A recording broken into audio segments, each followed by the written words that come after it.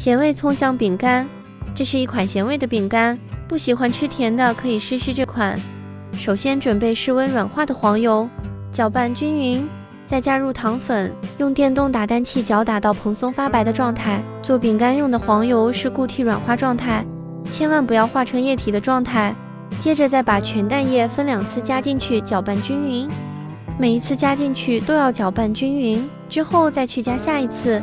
继续搅打至蓬松顺滑，然后再把提前准备好的葱花还有盐放进去，用橡皮刮刀翻拌均匀。最后再加入提前过筛好的低筋面粉，搅拌至无干粉状态。